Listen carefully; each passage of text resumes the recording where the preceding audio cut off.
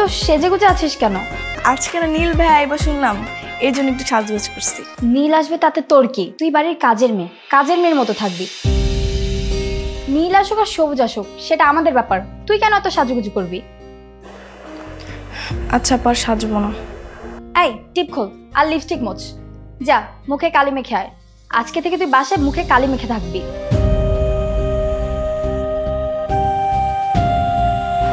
কি আছে রে? বাসাতে চিল্লাচিল্লি কিসের? দেখো না ভাইয়া, কাজের মেয়ের ঢং দেখো।